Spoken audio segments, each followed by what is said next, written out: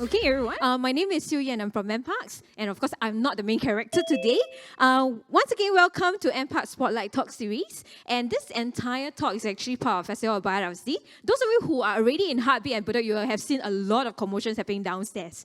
Okay, so this is a yearly thing that we actually organize in collaboration with Biodiversity Roundtable. So you have lots of activities down at the first floor, and for everyone to have a part to learn a little bit more about biodiversity and do our part to conserve and be aware of what's happening in Singapore. Okay, so you can actually scan the QR code or go to the website to take a look. And for those who are on Zoom, we actually send a link as well, so you can take a look and come down and join us on Heartbeat at Bedok. Okay. Now, before we start, right, we would like to change up a little bit of our talk. So those of you with your phone, whether you're online or on-site, could you just help us scan this QR code that we should take you to a Q&A page, question and answer page. Now, I know a lot of times, maybe for the next 30 to 45 minutes, you'll probably hear the speaker talk, and maybe you have some burning questions to ask. This is your time. So you can anytime type in your questions in. You can upvote the questions on the Q&A page as well, and later on we will ask the speaker all the questions that we can in the 15 minutes that we have for Q&A. Okay? Everybody scan? Good? Okay. Now, next one. Just a reminder before we begin, for those who are here on site, please silence your phone. And if you are taking pictures of our beautiful speaker, please don't flash at her. Yeah, take your flash at her, okay? And for those who are online, please stay muted and enjoy the talk, okay? Now, today we are putting spotlight onto our coral reefs, and we're going to find out how underwater cities are actually built and created for Singapore marine life. Okay? Now, to learn more about this, we actually invited Shu Qin, who is a marine biologist from the Tropical Marine Scientists Institute, to share with us more. Okay? Now, I'm going to give you a little introduction in Sam. I'm trying to finish this in one breath because she does a lot of things in Singapore regarding the marine biodiversity. Okay? Sam is an avid diver, education, and a coral scientist. Her research centers around restoration of coral reef in Southeast Asia, particularly in Singapore. So she dives quite often in our waters as well. Okay? Now, spending countless of hours underwater has given her a first-hand experience of the detrimental effects of human activities on marine environment. I believe without being in the water, just go to the beach, you can see the kind of effects that's happening on our coast area as well already. Okay, so issues like marine debris, etc. Now, she has a very strong desire to raise awareness about marine debris, so she co-founded our Singapore Reefs. How many of you have heard of this? Our Singapore Reefs, raise your hand. Very good, because by the end of this talk, all of you will raise your hand, okay? Yeah, that's great. Now, so it's actually a community initiative that connects like-minded marine enthusiasts through diving and educational programs. So through her training in science communications as well, she hoped to inspire a greater sense of marine stewardship, okay, and promote discussion on marine science and conservation through various public engagement activities. So it doesn't matter whether you can dive or not, everybody can take a part, okay? So without further ado, let's put our hands together for Sam, and over to you, Sam. Okay, hi everyone. So a very good afternoon. It's nice seeing some of these familiar faces, old friends, new friends, and I think many of you, I believe I met you for the first time. So it's nice to get connected right here in this festival. And thank you, Shu Qin, for the nice introduction. You took 5 breaths, by the way. And NParks for having me for this spotlight session. Okay, so today I'm going to take you diving. We're going to see how we actually rebuild our reefs in Singapore and how we at Team SI and the underwater communities, we want to create underwater cities for Singapore's marine life. Okay, so let me show you. This is my office. Don't be jealous, okay? Okay, so this is me diving. I dive a lot. Okay, in Singapore, in the region, Malaysia, Indonesia, trying to assess coral reef to see whether they are healthy, what kind of marine animals interact with this coral community, and whether there's any impact or damages that is happening on this reef and how we can help them. So you can see I have this little coral chart. It's my little tool to help me measure the coral health. The darker the color, the healthier it is. Okay? So you can see so blue, right? Do you think in Singapore it's so blue? We'll find out. Okay? So yes, in my current project, so I built homes for marine animals, right? So where is this from? Do you see Nemo? Where? There, okay? So I try my best to build underwater cities for this marine life. And how do we do it? So you can see all these rocks, big barren rocks, and we turn them into habitats like this. Okay, and of course, it takes really, really, really long. How old are you? 7. Okay, so this, for coral, this size, for about your finger size, to grow until this size, it takes about 5 years. Wow, so long, right? A lot of work. Okay, so why do we do it? We know corals, they are so important. Okay, they provide us with seafood. And then tourism, I spend all my money diving. I believe some of you also.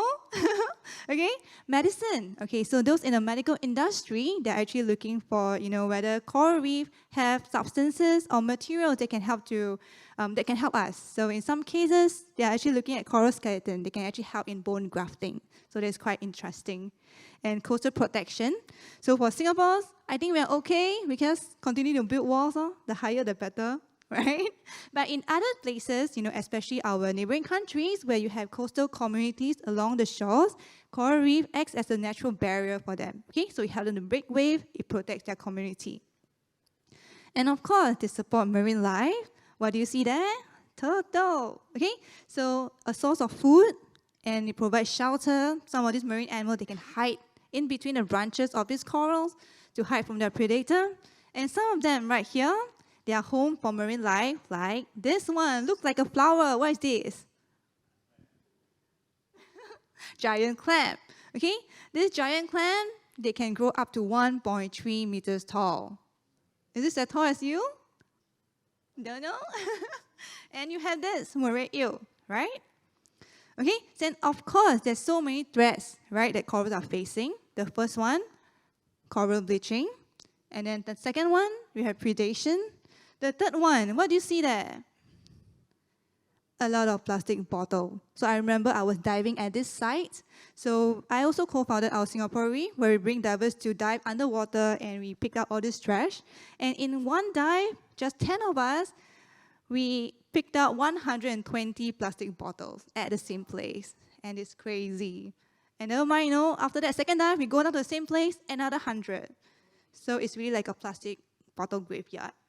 Okay, and then the next one. Fortunately, we don't have this in Singapore. Do you know what's this? Explosion, right? Dynamite fishing. Okay, I'll go into that in a bit. And then you have tourism and also coastal development. Okay, so you have seen this. So a lot of these articles in Great Barrier Reef, but do you know it actually happened in Singapore as well? So in 2016, we experienced a massive coral bleaching. Okay, so I remember when I was diving at this site, it was quite scary because it's like you're walking in a ghost town. Everything is white and there's no life. And I remember that, wow, I really don't want to have this feeling again. So I'll try my best to really save the corals in any way I can. All right, and look at this, it's really white. Right, so coral bleaching happens when sea temperature rises and it stays there for a certain amount of time, for a long time. And if it doesn't go back, the corals will be affected. They get bleached. The zooxanthellae in their tissue will leave, and they will lose their source of food and energy. All right, so with that, and also some animals like this, anemones and coral, they are closely related, right? And they also have zooxanthellae in their tissue. So what happens? So when you have anemone like this, who stays in anemone? Clownfish. And what happens? Can you see them now? Usually they can hide really well, right? So with this, and they are more exposed to predation. Okay, so that's a threat for them as well. And then this one, predation. Have you seen this? Scary, scary sea star. Okay, so this is a crown of thorn. Fortunately, we don't have that in Singapore. So in other areas in our neighbors, Malaysia, Indonesia, so sometimes they have infestation of this. Okay, so they eat corals really, really fast. They hunt in groups, and they can really finish a coral really, really fast. So some of them, they really picked up these corals. Okay, so I see some of them use badminton rackets. Okay, so the dive instructors, they'll go diving, and then they'll use these rackets to actually put, because they are very sharp and you have to be really, really careful, put them into nets and then bring them on land so that they won't continue to eat this coral. But in Singapore, what we have is this. What do you see? Yes, you see a coral, but do you see this group of snails here? Okay, so we have drupellas over here, and they hunt in groups. And they can camouflage so well. So if you're wondering what is this white color thing here, this is actually epoxy, where we used to attach corals onto granite rocks. Okay, so sometimes on our transplanted corals, we see predators like this, it's called a drupella. And you can see some of them, these are the tissues that they are freshly dead because they just fed on it, and then these are living tissues. And some of them can camouflage so well that we cannot even see that they are dead. Okay, and you have this, very, very exciting. Let me show you. So sometimes when we take care of the corals, we want to take pictures of them, we will see that, hey, some of them are growing so well, they look so healthy. But then some of them we see, some of these corals are like that because of, like marine debris, like fishing line, and then they get hooked on coral branches like this. And these are some of my favorite finds. Do you see something you know? Oh, that's my favorite. And no, actually, I like the tom yum one. Okay, and then you have this one. So this is actually a boo-boo trap. So a traditional fish cage, that's actually abandoned and lost. So this cage will still continue to catch a lot of different marine animals, even though they're still there. And such a big piece like this can easily damage a whole reef structure. And corals are very fragile, right? And sometimes we see, kopi ping, malu ping, plastic bag. And then this one, satay pan. Do you know what's this? A motorcycle helmet. Ayo, why? Umbrella. Okay? So we see some of this there. Actually, if you name it, I probably have seen it. Okay? And actually, Aquaman posters should be like this, right? With all the trash. Okay? And this one, let's talk about this. Okay? So this is actually done, fishermen, they use, they make their own bombs at home. And then they throw it into a reef, and then it causes an explosion. Right? And it happens so fast. Usually there's 2 boats in operation. So the first one, they throw the bomb, and then after that, after the explosion, 3 seconds later, the other boat will come and sweep out all the fish that float up. Okay? Yes, you get your fish, but then some of the corals, they get damaged like that. And it takes so long to recover that structure. Fortunately, we don't have that in Singapore, but I remember in Sabah, Malaysia, when I was diving, you can feel the shock wave. Okay, you can hear it. It's quite scary. It feels like my whole body like shattered because of the dynamite. Okay, and tourism, something that we should be careful also, because sometimes we are careless. We step on coral reef, right? And a lot of them, because they look like rocks, people will think that, hey, they're actually just rocks, right? And also like this. Yeah, they are not your canvas. Okay, so be mindful of that. And then, you thought that you only see it on forests, like the trees, they carve their name, right? But you do see that underwater as well, so it's quite sad to see. Okay, and this one, coastal development, is something that hits Singapore really, really hard. It's something that is affecting our shores especially, and that's why we need to do a lot of work around the region. So you can see this is actually an animation of how our land space have changed over the years, right? And it will not stop. Okay, so you can see this is coastline 1960, and then we expand. Currently is at this area, and in 2030 we're going to be even bigger. Why? To support population and economic growth, right? So I always say next time, our Singapore map is going to be a diamond shape, very easy to draw. Okay, so you can see when they get all these marine spaces, expanding our land, you're going to get take away a lot more marine spaces, right? And a lot of our coastline has been replaced by seawalls like this. So since the 1960s, we have lost over 60% of our coral reef, and these are replaced by seawalls like that. Okay? So where are Singapore's coral reef? Question. But before we go into that, another question. How many islands do we have? 3. Ubin, Singapore, Sentosa. Yeah? Want to try? So Macau, 4. Okay, guys, you say Tekong, 5. Sisters Island, okay, that's +2, 7. But hey, we have more than 60 islands in Singapore.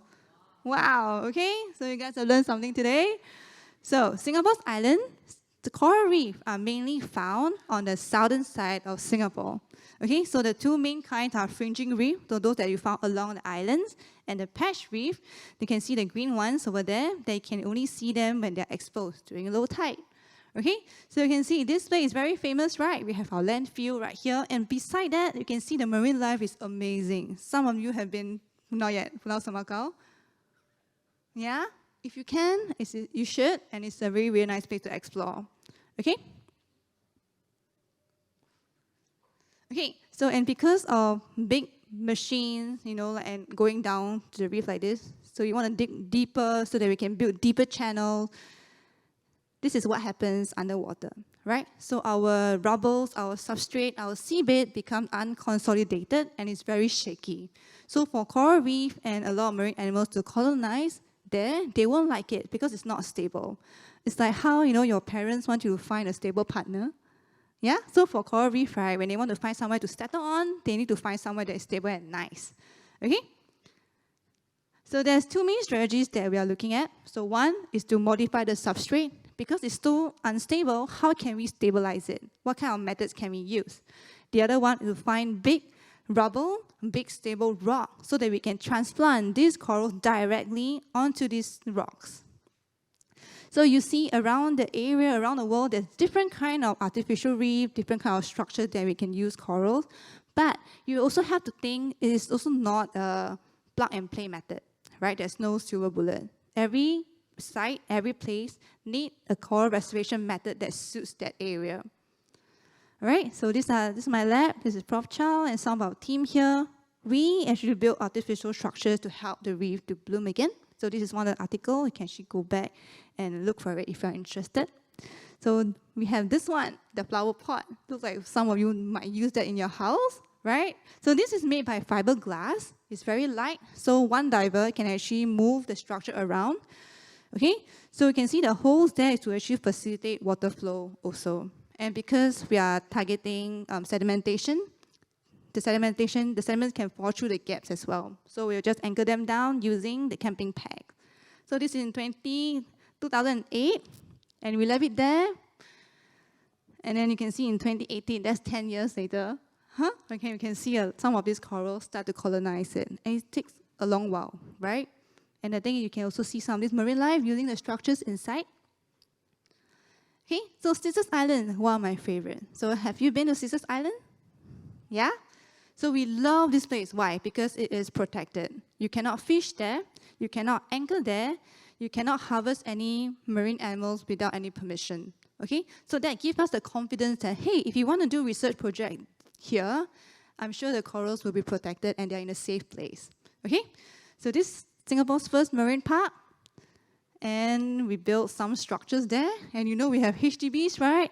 We also built one for the marine life. Okay? So there's a mini structure downstairs in the exhibition. So if you are nearby or you're around, please pop by our booth, Friends of Marine Park. We'll show you how it works. Okay? So this is very exciting. It's a project by NParks, JTC, and also scientists from NUS. So we come together and we have this structure, and we want to see how we can actually make it biophilic, right? How do we encourage more marine animals to use this structure? And this structure, do you know how tall it is? 10 meters. Okay? Wow, so it's about 3 stories high, and we have 8 of them in Scissors Island. So all these corals are actually from areas that, these areas are going to be reclaimed. So if we don't save the corals, what happens? They'll be buried underground. Okay, so we save the corals and we put them here so they can actually have a safe place to grow and thrive. Okay, so through the process, we also do different kind of experiments. We want to see whether this version works. Are there going to be a better version? Which coral do better? Because of all the 250 coral species in Singapore, some of them do better than others. Okay, so through this project, we have the opportunity to test and maybe some of them are even stronger. They can tackle higher temperature. And these are the corals that we might want to focus more in the near future. Okay, so you can see the different levels. This is for us to grow corals. Same concept, to reduce sedimentation accumulation, we have a lot of mesh so that the sediment can fall through, and it's also a nice way to attach the corals, right? And at the bottom, because a lot of marine life like fish, they like shady place, okay? So they can take shelter and hide in the pipes and around and below the structure, okay? So this whole structure is mainly made of concrete, and fiberglass, and these are all recycled materials from previous construction projects. Okay, so this is a short video on how we check the coral. The exact location is not being shared, Now so you know that where the is reefs it. have time to grow undisturbed. Okay, so About currently there's 1,000 about corals 2,000 were coral transplanted species, here. coral colonies The on this team structure. is documenting their growth, So we have to but document is their growth. also recording the natural arrival of corals and other marine life.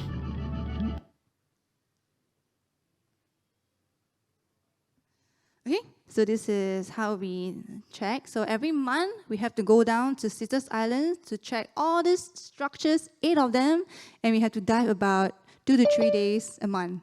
So fun, right? Okay, so this is how it looks like. So imagine like a shipwreck. For a shipwreck to become an artificial reef, how long does it take? 5 years? 10 years? Remember? 15 years, okay? So around there, so it takes about 15 years to become an artificial reef, right? So from here, you can slowly see the colonization process. So when it first enter the water, it's like this. And then after that, slowly, you can see some of these corals, they start to grow and recruit. Some of them are planted, and they are growing really, really well. So this is a good day in Singapore, okay? And you can see some of this, we call this the cauliflower corals. Do they look like cauliflower?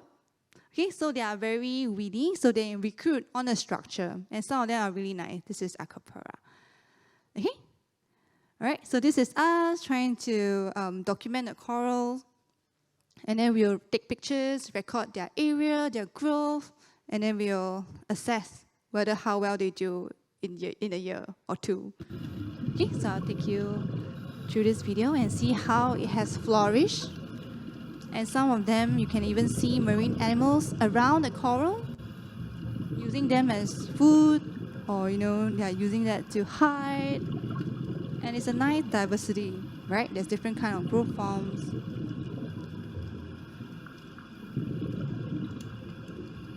And these are the recruits, the small ones that settle on the frame. Oh, and what happens here? Coral bleaching, right? So if we have corals like this, we'll monitor it to see whether it recovers the next month or not.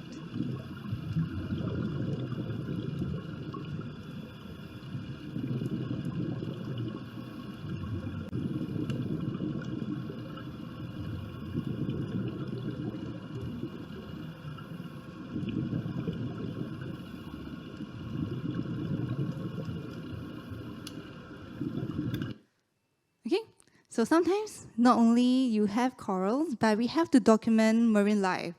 Can you find this? What is this animal? Octopus! Wow, very good. Okay, so octopus is here. Okay, it can camouflage so well. And then another method is coral gardening. So this is very interesting. So a lot of coral restoration science is adapted from forest restoration, right? So we find donor colonies. They are big and healthy and nice. And then we remove a little bit of the coral, which is about your finger size, about 3 to 5 cm. So we build a coral nursery for them to recover from stress. And when they are about your palm size, we find a nice steady rock, and then we transform them out to the sea. And then same thing, once this coral mature and they grow bigger, they can become the donor colony, and the cycle continues. So in this way, we can reduce the pressure from harvesting from the wild. We can use these donor colonies to propagate the reef, whether it's degraded or creating new reef. Okay, so these are the coral nursery table. So it's about maybe the height of this chair. Okay, and then we put them underwater, and then we secure them with iron packs. So these are the corals here. So we try different methods to see which kind is the best kind of attachment and different growth forms. So when they're big enough, oh, then sometimes, do you know what's this?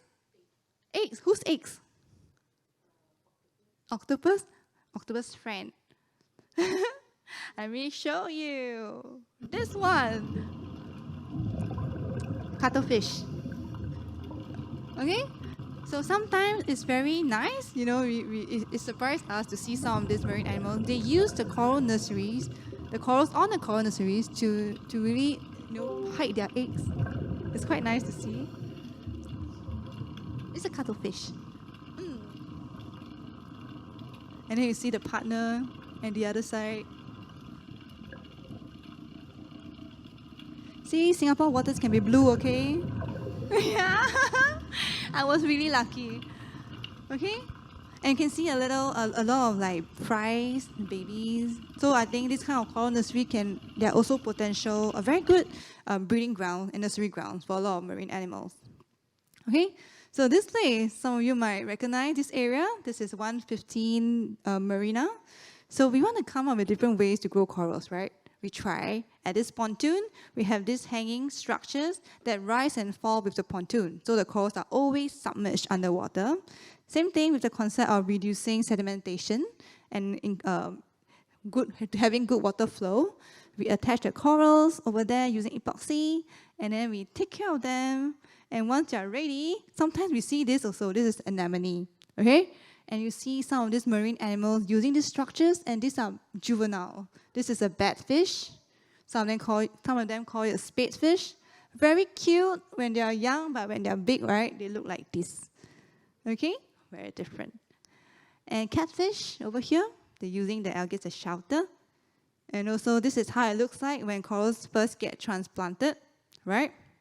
And then you can see how clean we need to scrub the rock. Clean is like how you want to stick something on a wall, right? You need to scrub it really, really clean. Sometimes we use brushes, we use toothbrushes to make sure that they're really clean. And then we attach the corals on them, take pictures like this, so we can eventually measure the growth. So this is about 3 to 4 years. This kind of coral, they usually grow quite fast. And if they are from the same parent, they can fuse. Okay? And sometimes we see animals like this. Yes! Can you find them? I saw the tail. Right here. Okay? Seahorses. And then we also want to see whether there's any signs of bleaching. So on the one on the left is an okay coral, quite healthy, but compared to the similar one on the left-hand side, right? You can see your right-hand side is bleached. Okay, so this is a brain coral. So when it happens, we have to continue to monitor to see whether they recover or not. And sometimes, same thing, marine debris. These are some of the coral transplants that you see. Tote bag on it. Okay, fishing line, entangling it. So you can see sometimes we spend a lot of effort and resources growing these corals, but these are the things that can be easily prevented, right? So as divers, especially if you see trash covering these corals, I think you can also take the initiative to try to remove it so then they can actually have that chance to live again.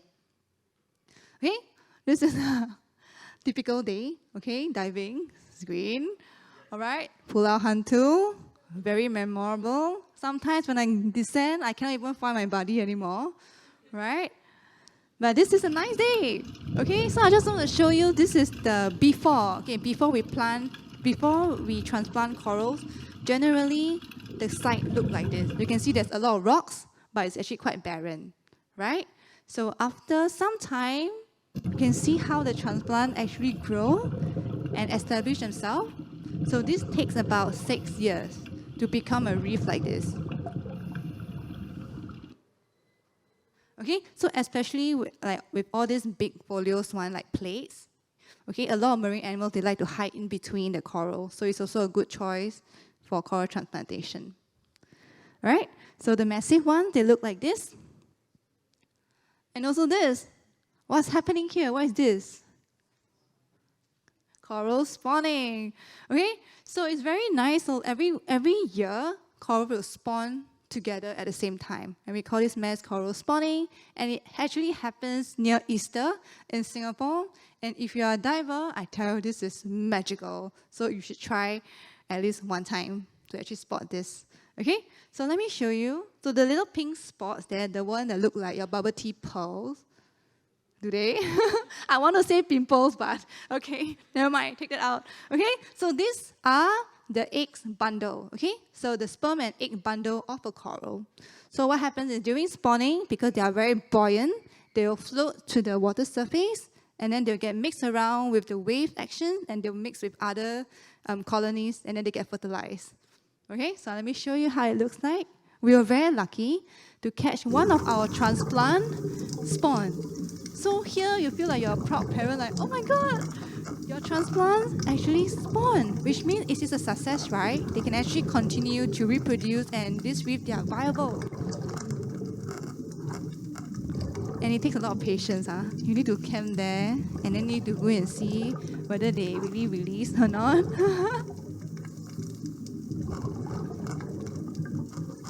It's like snowing, right? Just that it goes up.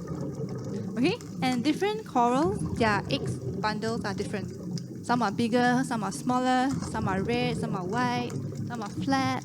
So it's very interesting. So if you have the chance to go and explore that, especially during that whole period, share with me, okay?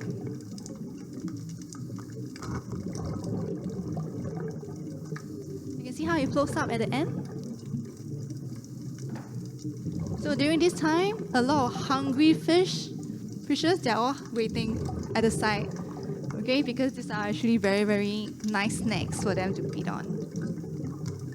So pretty, right?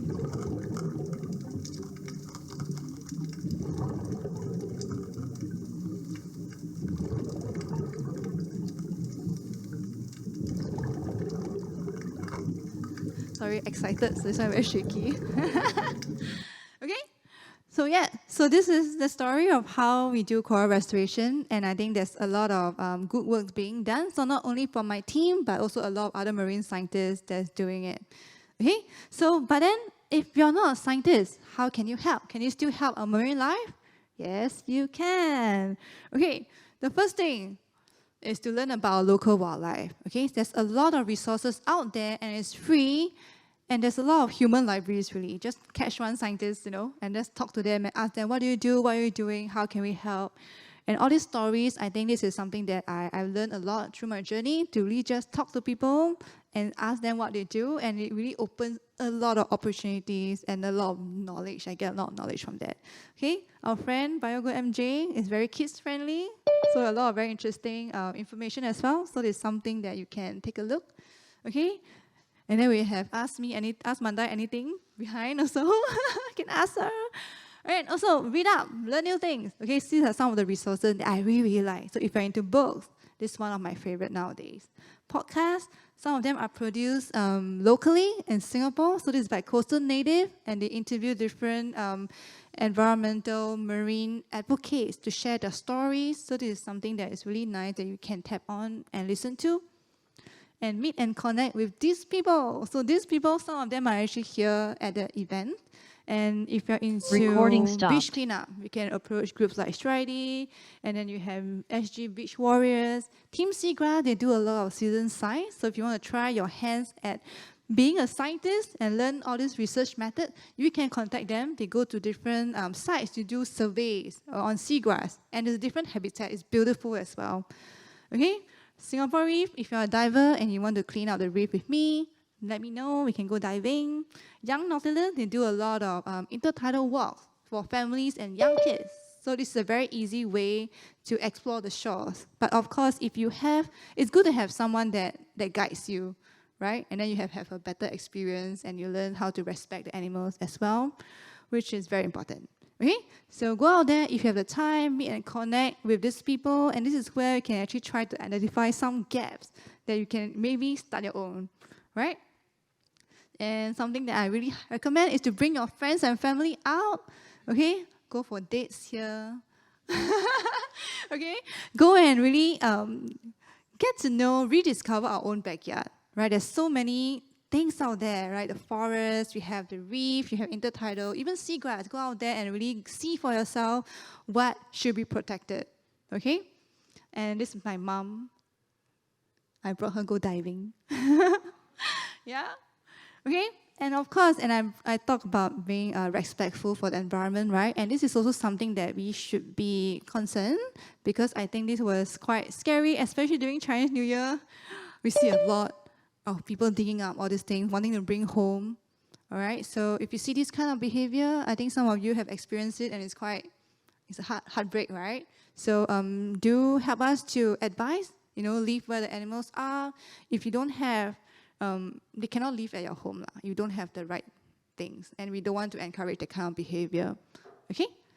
And of course, from our dearest friend, Biologist MJ, this is the etiquettes. So NParks also has been trying their best to educate the public on how we can actually, how best we should interact with marine animals and also other wildlife. Okay, so we can take a look at that. And also to help us, if you go to all these walks and you see, hey, coral bleaching, you already know what it looks like, right? So please take a picture and let us know. You can be our eyes on the ground. That's really something very useful to help the scientists as well. And then we'll follow up on that. Okay, and a lot of scientists have been doing very interesting projects. So we do have dolphins in Singapore. Have you all seen? Yes, you did. Nice. Okay, so in my whole life, okay, I've been diving in Singapore for 7 years. I only see dolphins for 2 times. They're always, the one that I saw was at St. John's Island, the jetty, and it's a family of 4, and these are the pink dolphins. Yes, okay, and they are not from, you know where, okay? So they are wild, all right, and they are our residents, okay? So these pink dolphins, when they are young, they are gray color. So when they get older, they become pink. So it's very interesting. If you see them, take picture and let some of the researchers know where you see them. It will be helpful for their research. Okay? And NParks also have their own app to record biodiversity that's interesting. So through this, actually a lot of students' Recording in science progress. has been happening. So we actually see a lot of new documentations of marine life, creatures, or even wildlife. And then we wrote them in a paper and we published it. So it's quite nice to have that. Okay, so I'm going to leave you. This is one of my favorite coral reef pictures. And if you can all do that together, I hope they can always stay this way, colorful and nice. And if you want to get connected, this is my information. So it was really nice talking to you. This is where I end my talk. And come give me questions. Thank you so much for listening. A round of applause, please. She really went deep, okay? I think she barely breathed. Okay, so why not you take a sip of water first? Because we have enough questions to keep you going for another one day. No, just kidding. Okay, so let's bring up the slide to the Q&A QR code, right? Because some of you have been staring at Sam and listening to her stories. You forgot that we have a QR code Q&A page. So please scan this, and we have a couple of questions up there already. If you don't have any questions, you can help us by upvoting. Hey, this question quite interesting. Let me like it. Okay, if not, can you add your questions in? We have a lot. We hope we can cover by 4. Yeah, are you ready? Okay, come, you stand here lah. You're the main person. I stand on the side. Okay. Now, first question. Actually, I think a lot of us are not very familiar with corals, right? We don't even know it's an animal. We know it when we're young.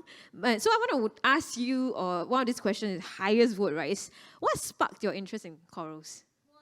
Yeah. Okay, so this is a Mike, she's going to share her best stories. Is it working? Mike? Hi. Okay. So actually, right? Okay, I have always been in love with the sea when I was young. So when you grow up, you watch a lot of documentaries, Nat Geo lah, BBC lah, and then after that you realize that, oh my God, you want to be one of these people that can have this kind of close encounters with marine animals. And I grew up loving sharks.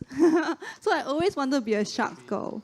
But the thing is, when you come to Singapore, you realize that, hey, Singapore got no sharks to work on, right? And really the truth is, before my job, I have been involved in, all my previous job was in marine environment. So I was in the aquarium, I was in aquaculture, and then I ended up in research. And you see, it's really very small opportunity in the marine community where you have opening for research. So I was calling my friend, like, hey, I have a diving license. And that really opens a lot of opportunities for you if you want to work in this field. And I asked him, can I help to volunteer in your project? Because I know he work on coral reef. And I asked, and he was like, hey, my department got opening and you want to try? I'm like, oh, okay, sure. So I ended up trying and I got the job. And I think slowly, because this job, it involved a lot of diving. And I think from there, I also fell in love with corals. And you actually get to understand that without corals, right, basically, you don't have anything else because it's so important. And that's why, slowly fall in love. And I want to really do a lot more to get that foundation right for the marine life. And then so that they continue thriving. Yeah, thank you for the answer. Can we give a round of applause, please? Yeah. And also, you mentioned that you've been working for diving for 7 years, right? So I believe in that long 7 years. 7 years sounds long.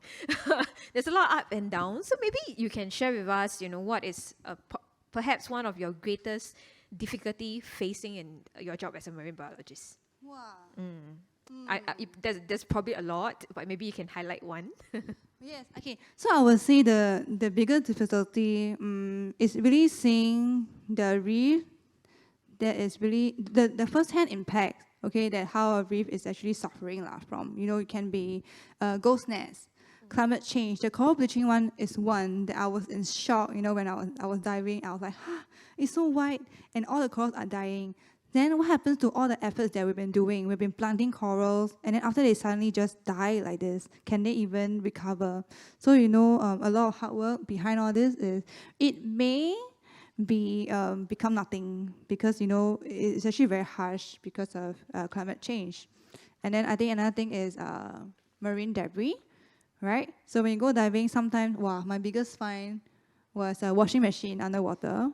Yeah, and that actually kick-started my journey in, I really need to do something. That's why I co-founded our Singapore Reef to really engage divers to really help to remove that. Washing machines, mattresses, the construction green fan, there's so many things out there that's like, you're not supposed to be here, right? So that is something that, is my biggest hurdle, and I think we still have to do it. Yeah. And then reclamation, oh my God.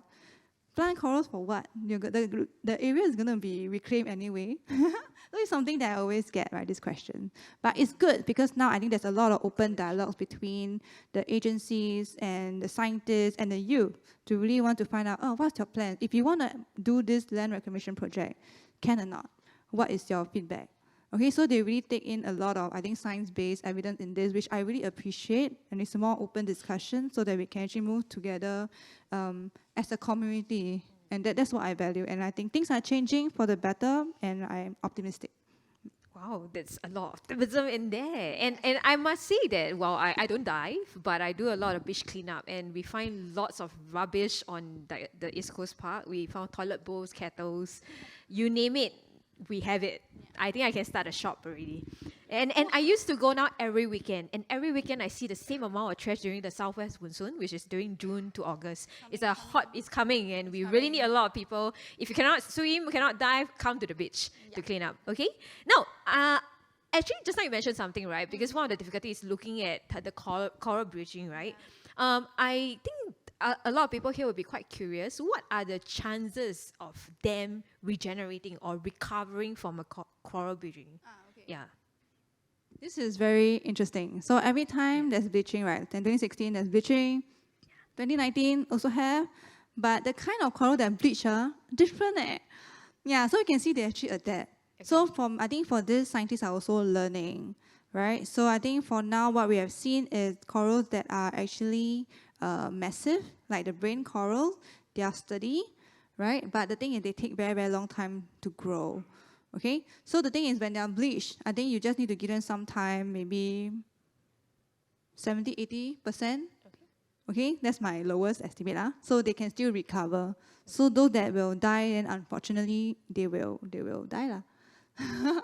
Yeah, so from there, it's also good results, right? So let's say if we know like the corals, they are more resilient to heat stress, then next time when we do coral transplantation, we can focus on that whole range of species that can do that. Yeah, so it's a good learning experience for us also. Okay, so now from the bottom of the roller coaster, right, we're going to the top, right? So what are some of the highlights of your job? I mean, other than diving, because everybody's like, wow, she goes into the water. Yeah, what are the highlights of your role? Okay, I think the highlight is also one of them is really to meet people, like you, some of you in the audience, and some of you at home. Okay, it's nice to really get to know people that are like-minded, and I think together as a collective we can do a lot more things, and also the support from different people, like and even the youth, right? They'll come up to you and like, hi, I want to be involved. What can I do? How can I help? It's just kind of, I think, when they get inspired, like even they say, I want to be a marine biologist, how do I do that? I think I get very happy, like someone wants to be involved, and we can see that, wow, I can finally retire. Like we have all these younger ones. I think you have a long way to go. Yeah, it's like all these young ones especially, it's nice to see you all stepping up, and we need more of that. Right. Yeah. I think which brings to the point of the next question, which is the top voted one. It's a little bit funny. Try not to laugh, okay? There's a lot of people asking whether the Tropical Marine Science Institute is hiring. Oh, yeah. Oh, are they? See all those laughing yes. very loud one. They are the one who liked it. Yes, I think, okay, the thing is, even if they're not hiring, right, Yep.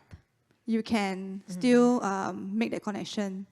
Get them to know you, they know you as a person, and then from there, it opens a lot of doors. Like, I think the first step, you come here, it's good already because you know me, right? So I'm part of TMSI. There's also some of, Sun is a fresh hire. Yeah, so there are openings, and you also see that whether there's opening in different kind of things. There's hatchery work, right? There's diving. There's also a lot of sorting. I think I have seen job openings, so we can actually take a look at that. They can come and talk to me, we can explore. Actually, right, I mean, regards with like occupation-wise, marine biology, right, other than like your role as a scientist, are there other roles that people can be involved in? For marine biology. Marine biology in general. Of course. So other than a scientist, there's people working on NGOs, right? So if you really want to do a lot of this NGO things, you can talk to people downstairs. There's a whole crew of people there. WWF, CI, they're all involved in marine conservation, right? And then you can be consultant, okay? Consultancy is also very good. So you really have to help to assess maybe these marine habitats, are they suitable for certain projects? You can do attractions, right? Attractions also, right? Vets lah. You can also always start your own thing lah. So if there's nothing you want to do, you try, yeah. So there's a lot of grants out there that can really help this startup. And there's a lot of people that you can talk to that can support your dream to do your own things. I think this is something that, we really want to encourage that. Yeah.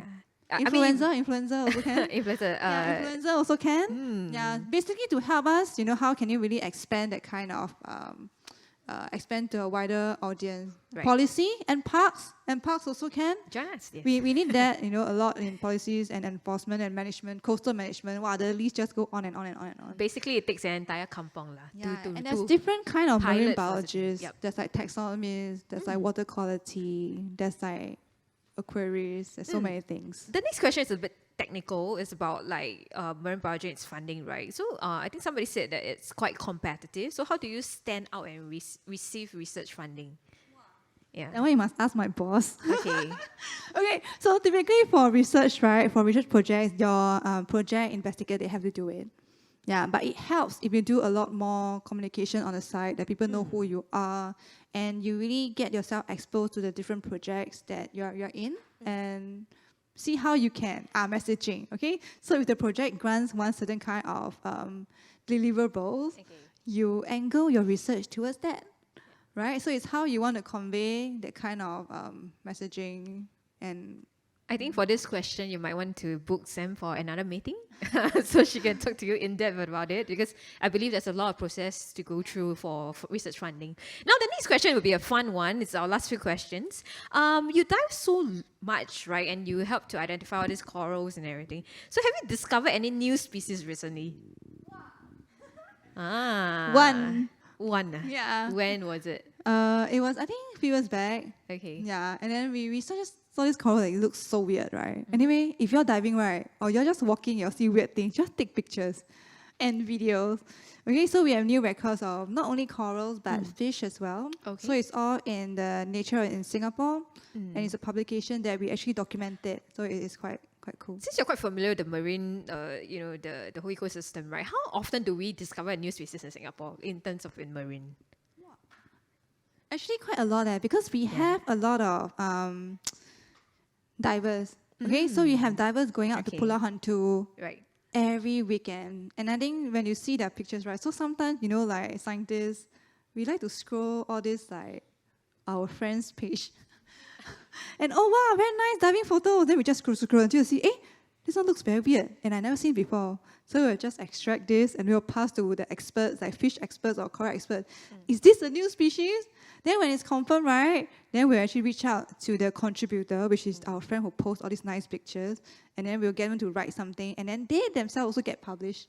Yeah, so there's a lot of new newly brand, like first sighting. right? Corals are fish are, and you see dory, right? Finding Nemo dory. We don't have in Singapore. Okay, so if you're diving and you see it, please let us know. It can be a new finding. Yeah, even surgeonfish, we don't really have that. Okay, right. Down to my second last question, right? And I think because you made an impact with your talk about all the things that's happening in the marine environment, so maybe you can just shout out how can they participate in the conservation efforts, whether or not they are a diver or non-diver. Maybe just like call to action again for them before they leave the room. Yeah. The call to action is basically number one, that everybody can do is to respect the environment lah. Okay, so I think this is something that we can also teach the younger ones, especially from young, to get that kind of good habits.